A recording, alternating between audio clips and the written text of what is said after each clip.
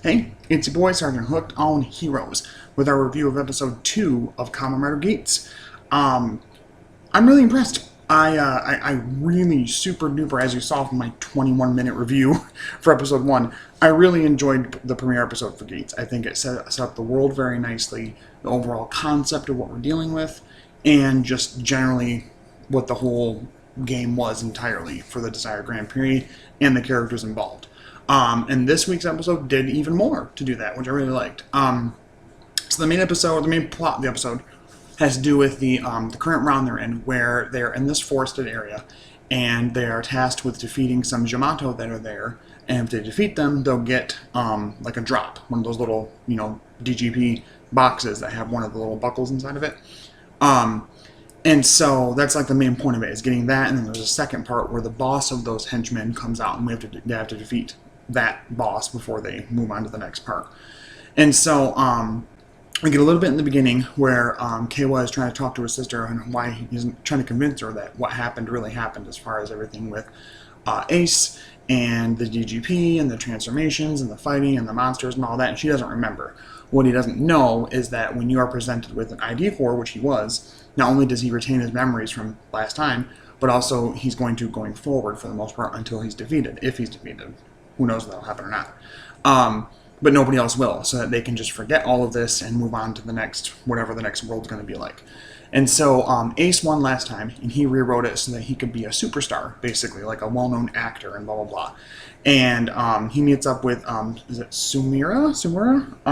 The, like, basically, like, ring lady or person who puts it all together and kind of announces everything and whatever. And so she's talking with him, and he's talking about how he's kind of getting bored of it and blah, blah, blah. And she's like, oh, really? And he goes, yeah. But he's willing to compete again, because she comes up to him. That's how it happens. She comes up to him, and he puts a finger. She's like, congratulations, you've been chosen. And he goes, I already know what you're going to say. And he puts a finger on her lips and stops her. Which I like that about Ace. I like these little, like, ticks about him where, like, he definitely has, like, the cockiness of Tsukasa, but he's a little more suave about it. A little more, I don't want to say cultured, but kinda. Like, he's not quite Tsukasa, but definitely on more on the side of, like, the cocky primary rider than he is on the side of someone like Ikki, who wasn't cocky at all. And so she's talking with him about his wish and what he did and everything, and he's like, yeah, it's alright, but that's getting kind of boring, basically. And he's ready to compete and what have you. And he kind of starts revealing a little bit that he's trying to figure out the ins and outs of how the whole thing works. So I kind of get the feeling that he's been stuck in this for a while, or that he's made himself stuck in it for this long to try to find a way to stop it for good, and he hasn't figured that out yet. I don't know. There's something going on with Ace where he's got this good core to him hidden behind this air of mystery. So Keiwa isn't successful in convincing his sister of anything. So he, in his room, puts his driver on. Same, bro. Me, too. And tries it out. And gets the, oh yeah, sorry, I got to show you guys my Go Ranger shirt. Yeah. He gets his driver on and the ID core and entry and all that. And pretty soon him and the other contestants are transported to the DGP, like, base part where they go transferred off to the arenas and stuff. And there's a bunch of people there, and I like that. I love the concept that they talked about there being like 50 riders in the show. They're really doing it. They're going ham on it. There's like straight a bunch of random people there, people that are fans of Ace, people that are just random citizens that have joined the DGP. And she gives them all a piece of paper to write down their desire. So if they win, that's the desire that will be fulfilled. And so, anyway, yeah, so everybody's there. Neon is there, and of course Keiwa is there. And so we get to see also Mary. I'm going to go by their rider names because I don't quite remember their human names yet. So Mary, Ginpin, Buffa, Dampan, Geats,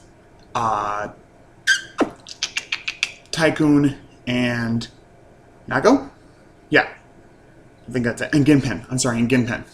And Ginpin, we find out, is actually Keiwa's supposed to be boss from the place he interviewed in the last episode, and that we get his backstory, that he talks about how he has a son who has some kind of a disease of some sort that he just doesn't have the money, even being a boss at his company, to fulfill how much it costs to fix the problem.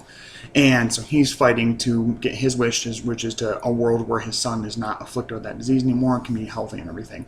Which begs the question, if he it begs the question how these wishes work and if they overlap. Because let's say that somebody else wins, which, spoilers, they do, and like, let's say he won and cured his son, right? What about next game if he competes again, if you can again, which I guess you can because Ace does, and somebody else wins, does it make it so the world reverts back to what it was before, like minus his son being healthy? It's very interesting how these rules work, if it just kind of overlaps on each other or if it erases the last, thing and we go forward with that kind of world. I don't know.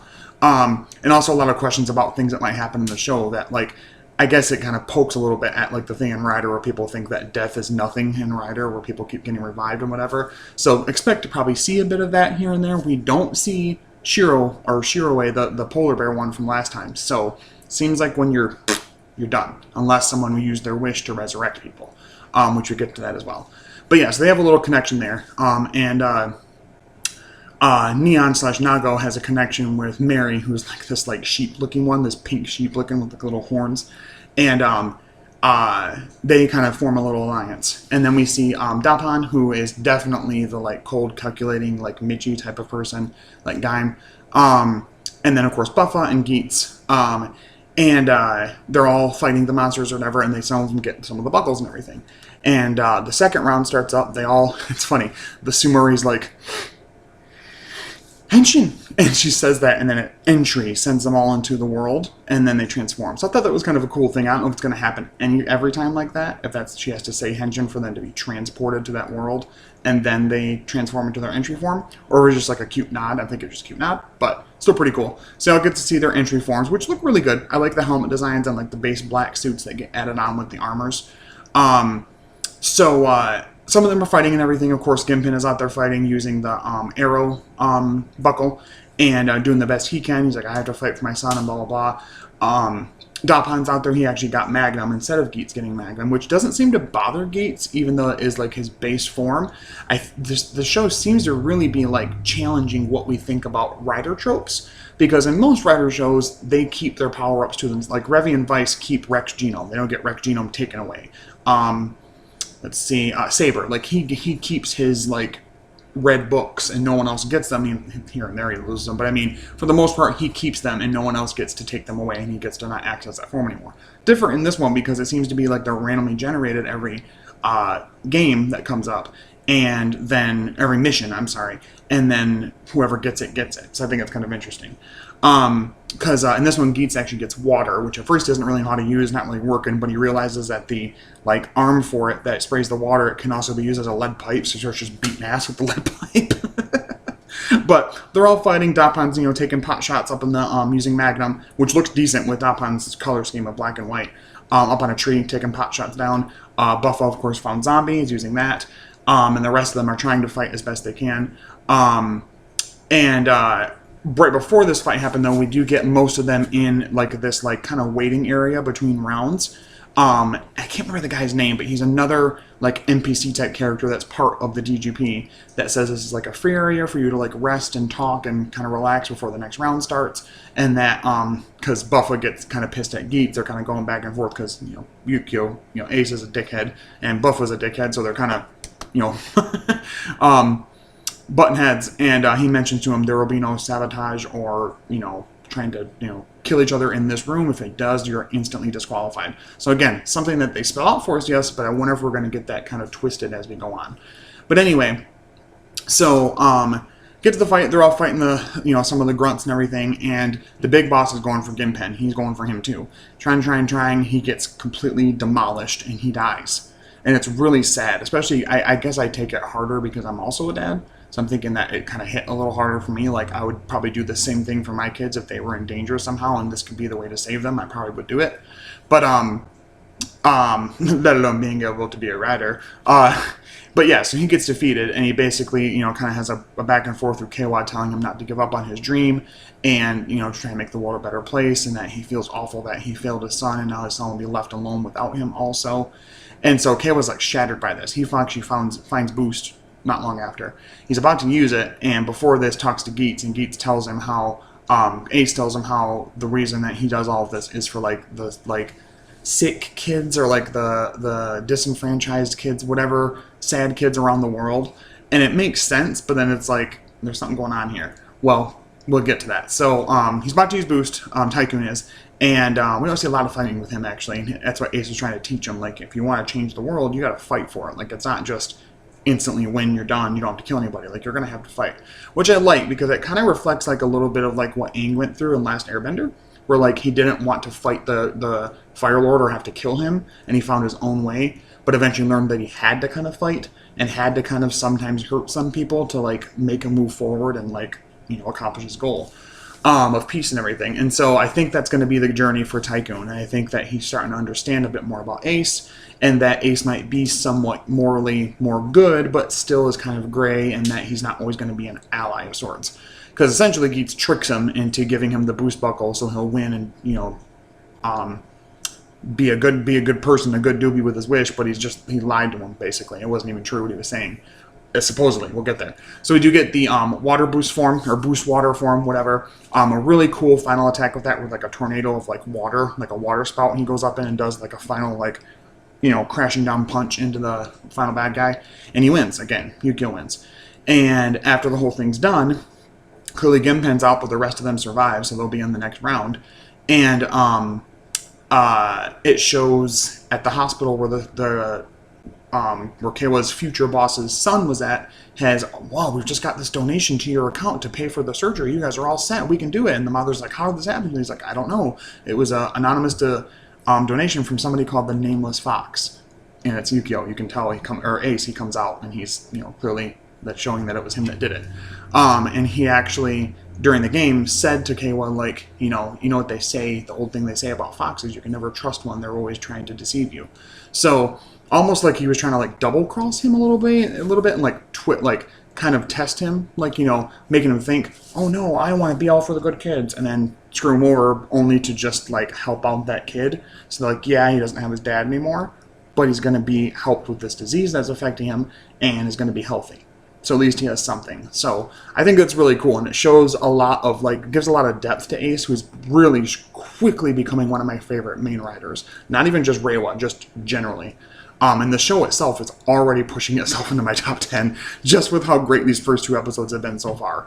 But yeah, overall a really good episode. I like being able to see the different dynamics between the characters the like personalities start to emerge, and also like the different abilities we get with the buckles. May they be raise or boost or whatever they're called. The raise buckles, I don't know if there's even 2 types. I just know that there's the buckles in general, may they be big or tiny. And you get to see some little friendships being made and things like that. So I'm sure we're going to have all that tested and twisted and messed around with as we go through the show. And many more questions have been raised, even more so at the last episode, now that we know more things. Action is really great. I really like the fight scenes and how we're doing all of that. I think it's really good. And overall, a really, really strong second episode. I think even honestly, Revice had kind of a meh second episode, if I remember right. Maybe I have to rewatch that. But some writer seasons will have that, where like the first episode premiere is amazing, and then the second episode's like, and then they pick back up in third and fourth or something like that. But really like the setup. I love the world building, loving the characters so far. Ace is awesome. I'm really, really, really starting to love Tycoon, as a lot of people are. And definitely interested in most of them. The most I want to know about is Dapan and Mary. Mary seems to be more of a comic relief character, and Dapan seems to be definitely the deceitful, make an alliance with me, I'm evil, behind the scenes, backstabby type. And honestly, Buffa does not seem as Vegeta-like as I thought. Like, he's somewhat, like, arrogant and cocky, but not quite on the same way as Ace, who would not, I don't think, be as willing to just straight beat the shit out of somebody as much as Buffa would. So, but love the effects. The henchins were really cool in this one. They're very simple, and I like that for how, like, the world is set up. And I'm very interested in seeing how they shake things up with rider tropes, because it's like I said, normally a rider has access to their stuff. So, like, when they get their, like, power-up forms and other ones, are those ones that are going to carry, are those items, those buckles for those power-up forms and stuff, going to carry over into, like, subsequent rounds, you know? And what that exactly means, you know? So it'd be really interesting to see with that. Like if he gets his final form, what if someone like kicks him in the dick and takes it from him? Do they get the final form instead? You know? So it'd be really interesting to see how this all works. And also they showed at the very end the one game master person who people think is Kuroto Dan.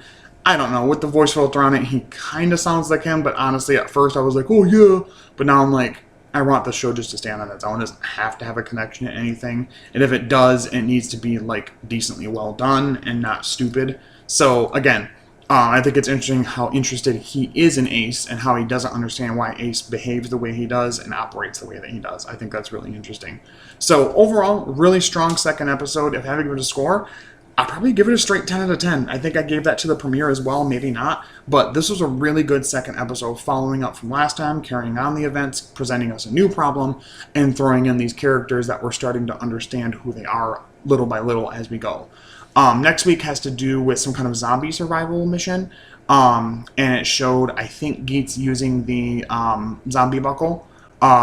So it'll be interesting to see that, clearly. Him using the stuff that Buffalo usually uses. And that'll be a fun back and forth. Like, oh, you usually use this one, but actually I'm using it this time. I bet you I'm better than you. Like, it's going to really, like, put the, like, comparisons and the, like, rivalries at, peak with that when, at any time your rival could pick up your, like, desired item and use it. I think that's really interesting. So overall, really great episode. Check out on the channel. I just put out my Don Brothers review from last week, clearly. And then also archived on there are the first 2 episodes of the Henshins and Homies podcast. This week, again, at Thursday, at 7:30 p.m. Eastern Standard Time, we are talking about nostalgia can be a curse, and please let MMPR die. We may or may not have a guest. I haven't decided that yet. I'm trying to kind of put some feelers out there and see if anybody's interested. Might just be me and Frankie talking about it, but definitely keep an eye out for that, for links. Definitely thank you guys so much for the support on that, the views, being in the chat, talking in the chat with us, the comments afterwards and what that's archived on YouTube. Thank you guys so much for that. I really appreciate you guys so much. But as always, stay hooked on them heroes. I will talk to you later. I promise I'm not going anywhere. I live in this garage only. I don't go. I'm just kidding. But as always, stay hooked on heroes. I'll talk to you later. Bye-bye.